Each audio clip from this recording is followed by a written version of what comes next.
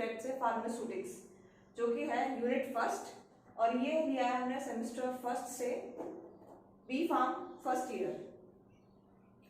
तो आज हम इसमें पढ़ने वाले हैं history, background and development of profession of pharmacy.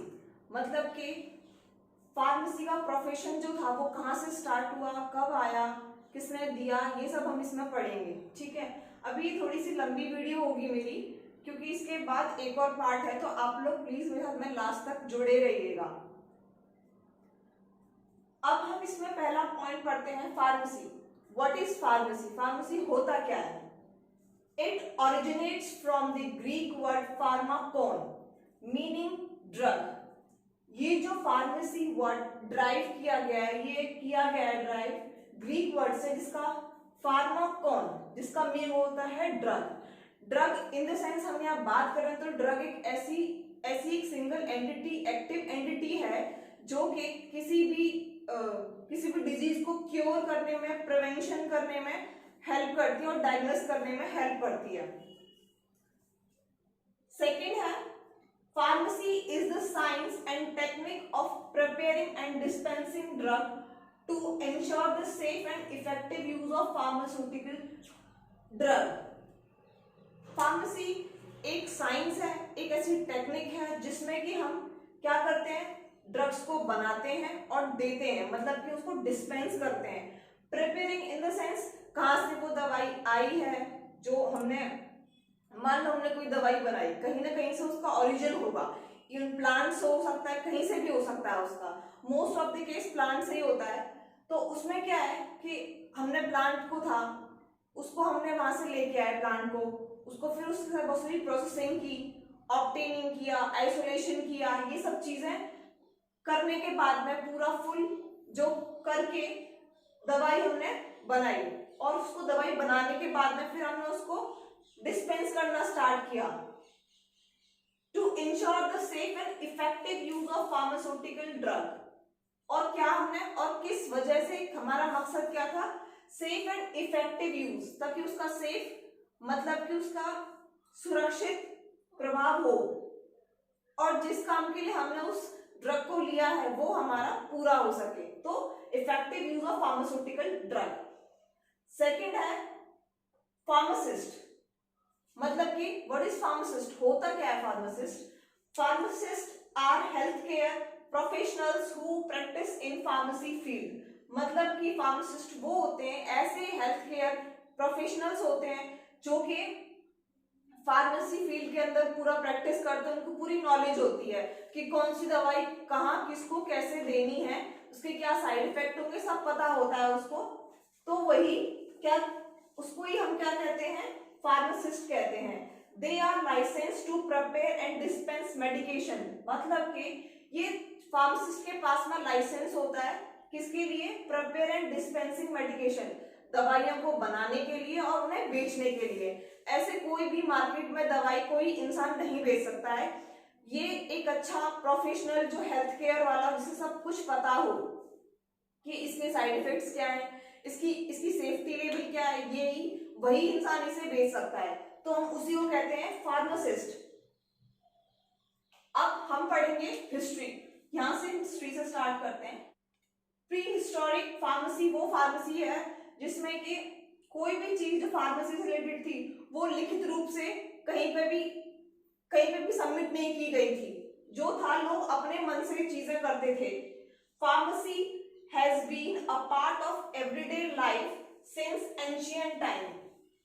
कहीं ना कहीं देखा जाए तो फार्मेसी हमारी एक पार्ट है, बहुत टाइम पहले से, इतिहास से बहुत टाइम पहले से ये चीज है। कहीं ना कहीं लोग फार्मेसी को यूज करते हैं किसी ना किसी वे में। अब बात अलग है कि वो थोड़ी डेवलप हो गई है। The ancient tribal healers also called shamans.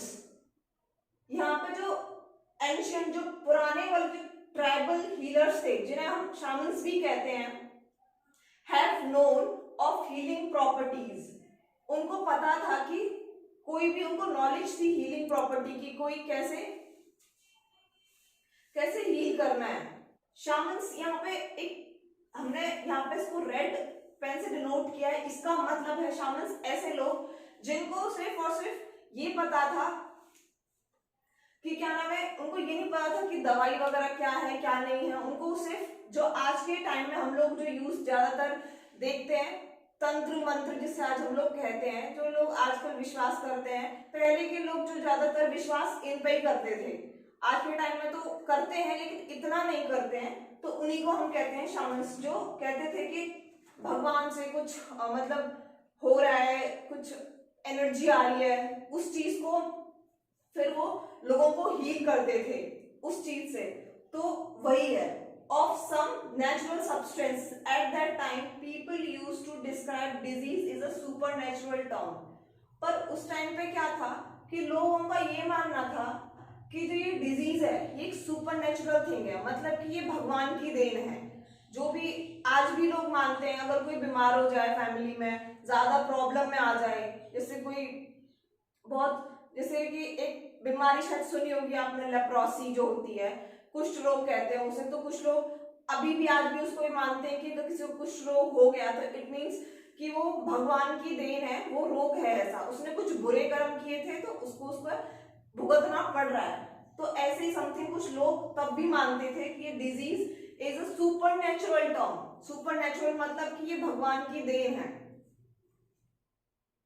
अब इसके बाद आता है प्री हिस्टोरिक फार्मेसी के बाद आता है एंटीक्विटी। एंटीक्विटी मतलब के प्राचीन काल। प्राचीन काल में क्या था, from ancient record of Egyptian civilisation it concluded that pharmaceutical science is greater heights in these times. मतलब कि प्राचीन काल में ये पता था कि हाँ, कि ये जो फार्मास्यूटिकल साइंस है वो कहीं ना कहीं एक जगह जाकर ये बहुत बड़ा रोल प्ले करने वाला है सबकी लाइफ में। The Egyptian medical text shows connection between supernatural and natural healing usually begin with prayer और mantra and ended with the plant drugs. जो इजिप्टियन मेडिकल टेक्स्ट थे वो क्या शो करते थे, वो ये शो करते थे कि there is some connection between supernatural and natural healing. मतलब कि जैसे कि सुपरनेचुरल, जैसे कि जो तंत्र मंत्र की विद्या होती है वो चीज, और नेचुरल जो चीज जैसे प्लांट है, प्लांट से जड़ी बूटियां बनाकर कहीं ना कहीं उनमें कनेक्शन था। तो usually begin with prayer and mantra and ended with plant drugs. कुछ लोग होते थे पहले के टाइम पे, वो नॉर्मली आज भी ऐसा करते हैं लोग, कि पहले के टाइम पे थे कि मंत्र पढ़ते थे, झाड़ फूंक करते थे, और फिर कुछ प्लांट की कुछ पत्तियां लेके आते थे। और नॉर्मली आज भी लोग ऐसा चीज करते हैं, लेकिन आज के टाइम में ऐसा ही ज्यादातर लोग विश्वास नहीं करते। ज्यादातर लोग आजकल डायरेक्टली डॉक्टर को प्रेफर करते हैं, आज के लोग ज्यादातर।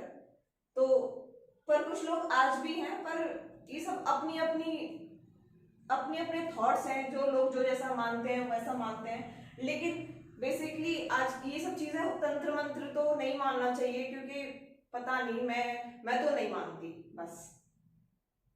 Middle age, third one is middle age, refers to the period from first fall of Rome 400 AD to the fall of Constantinople 1453। मतलब मिडिल एज में ये एक टाइम दिया गया था, Rome 400 AD to fall of Constantinople 1453 में। अब इसमें सेकंड पॉइंट है, rational drug treatment was replaced by church teaching that sin and disease. क्या था, रैशनल ड्रग ट्रीटमेंट वो होता है कि अगर कोई भी पेशेंट है, उसको अगर कोई कुछ बीमारी हो जाती है तो उस केस में उस पेशेंट को वही दवाई दी जाए जो कि उसको बीमारी हुई है, और टाइम पे दी जाए, और किस रूट से दी जाए, मतलब उस जो भी उसको बीमारी हुई है उसका प्रॉपर तरीके से इंफॉर्मेशन रखना, उसको जो दवाई दी है उस तरीके से उसको ट्रीट करना, ये सब होता है रैशनल ड्रग ट्रीटमेंट। ऐसा नहीं कि किसी को कोई बीमारी हो गई और हमने कोई भी दवाई ली और उसको दे दी, नहीं, क्या पता उसके साइड इफेक्ट्स हो जाए, तो तुम्हारे लिए प्रॉब्लम है ना। तो ये सब किसके द्वारा, चर्च टीचिंग, जो वहां के जो लोग थे, चर्च टीचिंग जो लोग थे इस टाइम पे, मिडिल एज के जो लोग थे, मिडिल एज के जो लोग थे, चर्च टीचिंग, उन्होंने इस चीज को किस नाम से दे दिया था? Sense and disease. Sense and disease का मतलब है यहाँ पे, मैंने इसलिए इसको यहाँ पे रेड पेन से डिनोट किया है। सेंस एंड डिजीज मतलब यहाँ पे मेंशन किया है पाप और रोग। कुछ लोग ऐसे मानते थे पहले के कि कुछ आज भी मानते हैं ये चीज, इतना हमारा मॉडर्न हो गया है फिर भी कंट्री, लेकिन फिर आज भी लोग ये चीजें मानते हैं कि अरे इसने कोई ऐसे काम किए होंगे जो आज ये भुगत रहा है, ठीक है, ये कोई पाप करके आया जो ये भुगत रहा है। तब भी ऐसे लोग मानते थे, उन्होंने चर्च टीचिंग ने उनको ये नाम दे दिया कि सिंस एंड डिजीज। फिर आता है monasteries became centres for healing. उस टाइम पे क्या था, मिडिल एज के टाइम पे जो monasteries became centres for healing, मतलब कि मॉनेस्ट्रीज वो होते हैं जहां पे कि मठ जिसे कहते हैं, मठ मतलब जहां ऋषि मुनि रहते हैं। तो उस टाइम पे ये सेंटर बना दिए गए थे हीलिंग के लिए। कोई बीमार हो गया किसी भी गांव में, किसी भी जगह पे कोई बीमार हो गया तो लेके चलते थे कि चलो इसको वैद्य के पास लेके चलते हैं और ये ठीक हो जाएगा। तो वहां पे जो भी अपना वो करते थे, प्लांट लेके आते थे, कोई भी लीव्स लेके आ गए और उसका जो भी जूस वगैरह निकाल के उनको करके, या फिर मिट्टी वगैरह से जो भी वो करते थे, तो ये सब होता है। ये सब पहले के टाइम में लोग करते थे, ऋषि मुनि करते थे। तो वही होता है monasteries became centre for healing, मतलब कि मठ जहां पे ऋषि मुनि रहते हैं। फिर नेक्स्ट पॉइंट है हमारा 19th सेंचुरी में क्या हुआ। It was in 19th century the civilized world around Baghdad that the profession of pharmacy started acquiring a shape. इसमें क्या हुआ, 19th सेंचुरी के आसपास आने के बाद में जो pharmacy started acquiring a shape, civilised world around Baghdad एक ऐसा, मतलब कि यहाँ पे एक ऐसा प्रोफेशन बन चुका था फार्मेसी, जो कि क्या था, एक शेप ले चुका था कि इन्होंने, मतलब इनका ये था कि ये फार्मेसी कोई ऐसा फील्ड नहीं है या फिर कोई ऐसी चीज नहीं है जिसे कोई भी प्ले कर सकता है। फार्मेसी को एक इन्होंने सोचा कि ये एक इम्पोर्टेंट पार्ट है लाइफ का और लोगों के लिए भी एक इम्पोर्टेंट पार्ट है, तो इसको उन्होंने एक शेप देना स्टार्ट किया। It slowly spread to Europe and finally develops into chemistry. ये धीरे धीरे कहाँ फैलता गया, यूरोप में फैलता गया and finally develops into a chemistry, और एक पूरी केमिस्ट्री में ये आगे जाके बदल गया। First known chemical process carried out by artisans of Mesopotamia, Egypt and China, but in 19th century it is spread out as separate profession. Artisans मतलब क्या होते हैं, कारीगर जो किसी भी चीज को करते हैं। तो कुछ ऐसे थे, मतलब जैसे कोई कारीगर, जैसे कि पहले के टाइम में जो कुम्हार सुना होगा, वो लोग सिर्फ और सिर्फ क्या बनाते थे, घड़े वगैरह बनाते थे, लेकिन आज के टाइम में ऐसा नहीं है, ये सब कोई भी करता है। तो आर्टिसंस मतलब कि कोई भी कारीगर किसी भी पर्टिकुलर काम को करने के लिए, ठीक है, ये वही करते थे of Mesopotamia, Egypt and China, but in 19th century it spread out as separate profession. But क्या हुआ 19th सेंचुरी में कि एक अलग प्रोफेशन बन चुका था फार्मेसी, ठीक है। Role of pharmacist as a compounder of medicine is differentiate from physician. अब आगे जाके क्या होने लगा था, जो रोल था फार्मासिस्ट का, जिसे हम कंपाउंडर भी कहते हैं। कंपाउंडर हम क्यों कहते हैं, क्योंकि कंपाउंड होता है बनाना, दवाइयों को बनाना, कंपाउंडिंग करना, तो हम उसे कंपाउंडर भी कहते हैं। इसको फार्मासिस्ट को हम कंपाउंडर भी कहते हैं। Of medicine is differentiate from physician. अब ये दोनों आपस में अलग हो गए थे। फिजिशियन होता है चिकित्सक, जो कि किसी भी बीमारी को सिर्फ देखता है और बताता है कि इससे ये बीमारी है और पता करता है, डायग्नोस करता है। बाकी आगे का उसको दवाई देता है कि आप ये दवाई लो। उसको देने का काम जो होता है, उसके साइड इफेक्ट्स क्या है दवाई के, वो सब जो देने का काम होता है वो होता है फार्मासिस्ट का। ओके, थैंक यू फ्रेंड्स, आज के लिए इतना ही। ये इसका फर्स्ट पार्ट था, नेक्स्ट पार्ट कल आएगा इसका। जब तक के लिए आप हमारे साथ जुड़े रहिए और प्लीज़ अगर आपको ये वीडियो पसंद आई हो तो लाइक करो, शेयर करो, कमेंट करो और हाँ, सब्सक्राइब भी करो।